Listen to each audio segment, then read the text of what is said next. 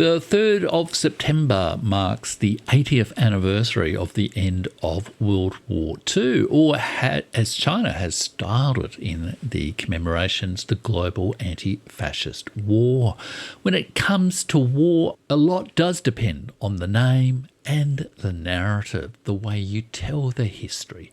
Even the date you begin the story does matter a lot. So what book can you read to make sense of the competing narratives and memory wars about the end of World War II?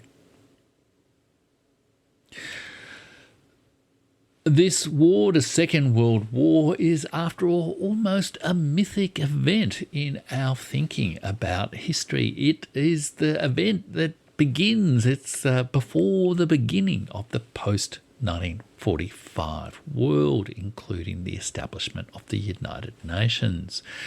Western media and think tanks often refer to China and Russia fighting wars of memory about the World War II. Of course, every accusation is a confession.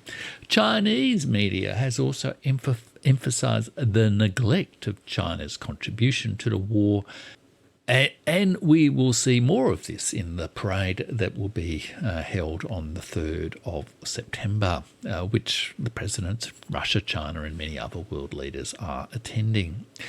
It is an important commemorative event that can prompt you, after the parade, to read some quality history that takes a global perspective on this war and avoids the propaganda that's everywhere in the media, both alternative media and mainstream media. The trouble is, the literature, the history writing on World War II is absolutely enormous. The 2 world wars of the 20th century have spawned perhaps as much history writing as anything that has ever been written on in history.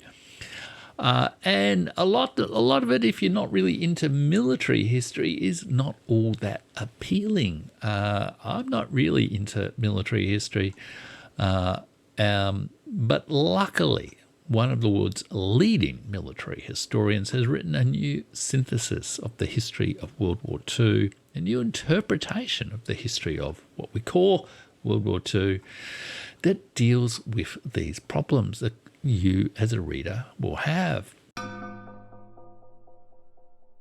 It provides equal attention to Europe and the Pacific, to all the global theatres of the war, not just the usual dramas of Munich 1938 and the focus, the Battle of Britain and America's Pearl Harbor doesn't just focus on the defeat of the Axis powers in Europe. It treats the fighting in the Pacific as an appendix. This is, in part, what the parade in Beijing is dealing with right now. And this book also provides a new synthetic narrative, not from 1939 to 1945, the dates you might have grown accustomed to thinking of as the Second World War, but from 1931 to 1945, the same date that China identifies as the beginning of World War II. And he also provides a name without the usual baggage. That name is the Great Imperial War. And what's more, his book is a focus on the human history rather than the battles and the high politics of it as well. It provides all the major themes of the great dramas of war and peace, with fair comparisons, fair assessments of all the powers and parties involved in the war. And that book is Richard Overy's Blood and Ruins. The Great Imperial War, 1931 to 1945. And as a special bonus, that's what I'm going to tell you about. And as a special bonus, I will also tell you about 2 other books I've discussed on the channel and my Substack at jeffrich.substack.com. One specifically about China's war in World War II. So let me tell you about Richard Overy's Blood and Ruins. Now, much of the recent, academic history of World War II has been framed around a seminal work by Gerhard Weinberg, A World at Arms, A Global History of World War II, published in 1994. Richard Overy, who is a very, very distinguished historian of not just World War II, but of battle and military issues over the course of global history, has proposed in this book, Blood and Ruins, an original interpretation framed by a new perspective that synthesises a lot of the immense recent scholarship from countries around the world and does it with a very readable monograph that really helps you make sense of this, complex event that, in a way we're always talking about, but we rarely fully understand in its full complexity. His principal argument is that imperialism, the ambitions of empires, underlaid the war aims of the Axis powers in Asia, Africa, and Europe, but that they were also a response to the empires that were on the other side, particularly Britain, France, and the United States. That this bound together the Axis powers and the Allied powers across the world. The war was a contest to upturn the global imperial order built by European nation empires, in particular Great Britain and France, that controlled swathes of territory in Africa and Asia. Of course, in the 1920s, Britain reached its maximum territorial extent as the British Empire, controlling, a quarter of the world's population, a quarter of its territory. The Second World War is a pivotal turning point in this broader story of empires, the rise of new imperialism after the 1870s, World War I and the disintegration of continental empires, the world crisis of from 1910, the terrible climax of imperialist expansion in the destruction of the new nation empires of Imperial Japan, Fascist Italy, and Nazi Germany in the 1940s, and the then later, post-World War II, collapse of the remaining European empires by the 1960s or 1970s.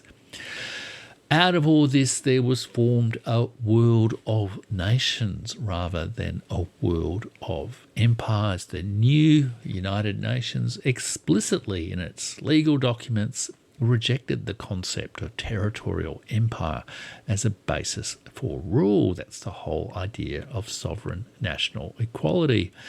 Even though new undeclared empires were put in place. The author and scholar Nell Bonilla has said wonderfully in her Substack recently that the United States operates a pointillist empire of bases. So there were new empires formed, but they were of a different sort, and it was the Great Imperial War that the old model of empires, the nation empire model from the late 19th century, collapsed and disintegrated at terrible, terrible cost. Richard Overy organises his book in two parts. There is a narrative part of about 350 pages, and a thematic analysis that's about 400 to 500 pages long. So it is a long book. It's about as long as War and Peace. After all, World War II is about as important to the modern world as Tolstoy. For Tolstoy, the 1812 war, the 1812 to 1814 war of Russia and Europe against France and Napoleonic France was to Tolstoy and to that era.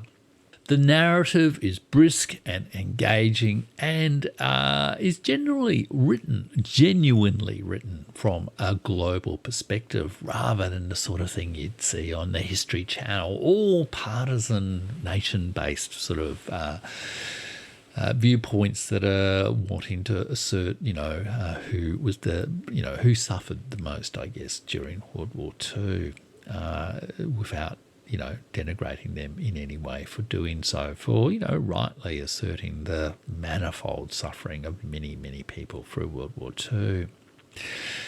It avoids the History Channel focus on, Western Europe and Britain and the United States. He breaks his narrative into 4 parts. He discusses the crisis of the world, which is a term the historian John Darwin uses, and I've referred to John Darwin's work about this in another video, which I'll include in the video description below. The sort of cultural, political, social attitudes of the sort of end of, the early 20th century, the birth of the modern world, the catastrophic events of the First World War and how they shaped attitudes towards war, peace, diplomacy, international relations, and the developing diplomatic crises in the 1920s. He then discusses the war proper in 3 acts from 1931 to 1940, from Japan's entry into Manchuria and indeed the beginning of Hitler's rise to power in Germany, into Manchuria, to the start of the European War after the invasion of Poland in September 1939. Then, secondly, 1940 to 1943, the early phase of the war, where the Axis powers dominated, where Japan ended with control of most of East Asia, Southeast Asia, and Northeast Asia, and Germany, of course, controlled most of Europe. And after June 1941, surrounded Leningrad, surrounded Moscow, had the Soviet Union on its knees. And then the third section, of course, is 1942 to 1945, the last phase of the war after the great turning points of the great battles in 3 theatres, Guadalcanal in the Pacific, Stalingrad and Kursk in, South Russia, South and Western Russia, and El Alamein in North Africa. Note, none of these turning point battles were in Europe itself, what is generally seen as Europe itself. Of course, Stalingrad is on the Volga River in southern Russia. Now, over the years, I have not read that many military histories because the detail about battles I just find a little bit hard to follow, not all that interesting. And there are many histories, I'm sure, that over time I've found on my channel viewers have recommended me a range of historians who do cover the military side of this great global conflict in excellent detail and excellent interpretations. But if you are like me and you're not really into military history, but you want to understand this fundamental catastrophic conflict that caused such blood and ruin and ashes, then you will find Richard Overy's treatment of the war as a continuation of politics, as Clausewitz said, but also a continuation of society and culture, refreshing and engaging. Critically, it is a global story that gives balanced and fair insights into all the parties, including China, the Soviet Union, and including Germany, Italy, and Japan. He's not taking sides with them, obviously, but he does allow you to understand the reasons, the motivation, the factors bearing upon all of those powers. There were many sides to this war, and you cannot just understand it from a single perspective. After the narrative discussion, Richard Overy has 7 thematic chapters that examine war mobilisation, the fighting itself, the economies and economic warfare, a central part of this, America becoming the arsenal of democracy. Moral debates about the war, the impact of World War II on civilians, a particularly significant factor, including the issue of civil defence and resistance, the emotional impact of warfare on soldiers and civilians, and the crimes and atrocities, the many crimes and atrocities that occurred in the years 1931 to 1945. The final chapter acts as something of an epilogue, returning to a narrative format that traces the end of an empire, of the system of empires, of nation empires, and the sort of start, I guess, of the decolonisation movement that really occurred, and the formation of, a world of nations. This is not a book you might want to read all in one go. You don't really have to do that. You can tackle it in your own way. Read the narrative first, read parts of the narrative first, or dig in to the issues of the thematic chapters that most interest you. Obviously, there's been much discussion of Hiroshima, the Holocaust, and Nanjing massacre in recent years, and the whole section on crimes and atrocities is very well worth reading. The whole issue of, I guess, the memory politics of World War II is dealt with exceedingly well by Richard Overy. If the human side of war is your interest, the book offers deep insights into the nature of total war, emphasising the unprecedented scale of civilian suffering during this conflict, ethnic cleansing, wartime atrocities, the emotional geography of war, the range of moral justifications used by combatants and leaders, and he exposes the war's horrific human cost beyond military statistics. He also explores the aftermath of the war, showing the massive population displacements that the war led to, and the collapse of global empire. It is a profoundly insightful book about all the issues of war and peace. But if battle and military logistics is of more interest to you, Overy is a doyen of that kind of history. He makes extensive use of data and statistics to underpin his arguments. He has a concept about force multipliers and how air power, mechanisation and technology combined with industrial capacity to enable the Allies to overcome the Axis powers' initial dominance in the second phase of the war. The book also offers excellent treatment of wartime economics, which is also an issue you can get through Adam Tooze's work, but Richard Overy does a fantastic job. The book also has extensive notes on the literature without overwhelming the general reader, but giving you lots of clues that you can follow up if you want to pursue specific issues and more detail.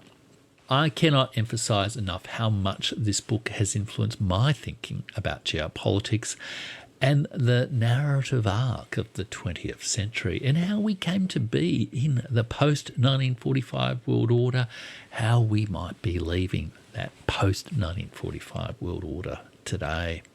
If you only read the narrative section, you will have raised your understanding of this fundamentally important piece of our history above 99% of YouTube commentators and viewers. One dimension of Overy's argument is important to talk about, especially these days when there is a lot of talk about a Third World War, beginning, underway, about to happen. Overy emphasises the Great Imperial War was unique and unlikely to be repeated, especially the nature of the mass mobilisation and mass production necessary to fight an industrial total war. Perhaps we should stop thinking of these major conflicts, World War One, World War Two, World War Three, as a kind of trilogy and see them in their specific reality with different and other names. The Great War, the Great Imperial War, the Global Anti-Fascist War, and what people are starting to describe World War III to be. Richard Overy has also just published a book, Reign of Ruin, that looks at the end of the war with the attack of the American forces, the firebombing of Tokyo and the atomic bomb attacks on Nagasaki and Hiroshima. And also in the last year or so has published an excellent book, Why War, that looks at, what causes war. And I did a video on that on the channel last year. As I said, I have 2 bonus recommendations for you. Both are books referred to by Richard Overy himself in an interview in which he described what works, what books, what are the work of other historians that had shaped how he made this brilliant new synthetic interpretation, or this new synthesis, this new interpretation of the events of the Great Imperial War. And he recommended that listeners read these books too. One of them I've already referred to. It's a book by John Darwin, After Tamerlane, The Rise and Fall of Global Empires, 1400 to 2000. I do refer to this book a lot on the channel. You can watch my guide to the rise and fall of global empires. I'll include a link to that playlist below. It's based on John Darwin's book. But Richard Overy says that this book profoundly influenced him. The history of empires and the fashioning of imperial orders in the 20th century and previous centuries profoundly influenced him. And to some degree, his book integrates Darwin's history of empires with Richard Overy's story of global war in the 20th century. The second book recommendation is Rana Mitter's Forgotten Ally, China's World War, 1937 to 1945. It's worth pointing out that this is an excellent book to read as we commemorate the end of the war in the Pacific as China conducts its very important commemorative parade. Now, Rana Mitter's book does say the war is 1937 to 1931. There are alternative dates to by which one can date this Second World War from China's perspective. Was it the entry into Manchuria in a context of a pretty divided China, or was it rather the sort of Marco Polo Bridge incident in 1937? He chooses the latter. China's official government's perspective is 1931, and I think there's a lot of value in Richard Overy's argument that it's best to think of it as one integrated piece from 1931 to 1945. But Mitter's book has been widely praised in China and among Chinese intellectuals for, illuminating China's massive role in World War II, a role often and still commonly neglected in Western histories that focus primarily on Europe, especially on YouTube and on the History Channel. Mitter highlights China as a fourth great ally along the US, UK and USSR, the Soviet Union, and portrays the suffering, resistance and sacrifice of millions of Chinese during the 8 or 15-year or 14-year war with Japan. He uses Chinese archival material released in the sort of early 2000s and personal narratives to give a deeper appreciation of the story beyond just the high politics and beyond the military conduct. Again, like Overy, it's a human story of war, not a military story of war.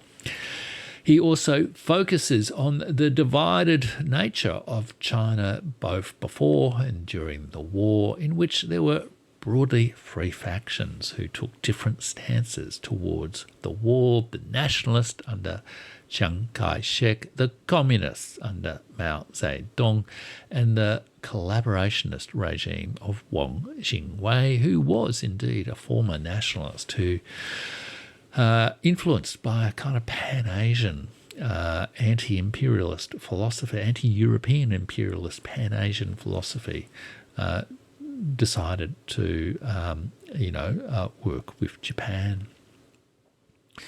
This broader understanding helps counteract the long-standing Western omissions and clarifies the crucial role of World War II, or the global anti-fascist war, or the Great Imperial War in modern China's national identity. It is very much a path-breaking and respectful account, and Richard Overy himself acknowledged that in the podcast interview, saying that this book had profoundly shaped his view of the war, had given him a framework for understanding the entire global theatre of the war, not just the European side of the war. And although there will forever be debates around historical memory, national identity, grievances, atrocities, war crimes, and the emotional impact of the war, the impact of the war on our storytelling, our understanding of fundamental issues of nation, empire, war, and peace, of human suffering. Nonetheless, Rana Mitter and Richard Overy's books are a brilliant pair of books to add to your reading list. If you've been stimulated to think about what really happened in World War II by the commemorative events on the 80th anniversary of its end in the Pacific Theatre in September 1945. Thanks so much for watching. You can also check my Substack article on Rana Mitter's Forgotten Ally, which I've included in the video description below. And why not go over and join me there and be part of my World History World Tour, where I'm looking at some of the deeper history to really understand the role of China, India, the United States, Russia, and Europe in the modern world today. Thanks for watching.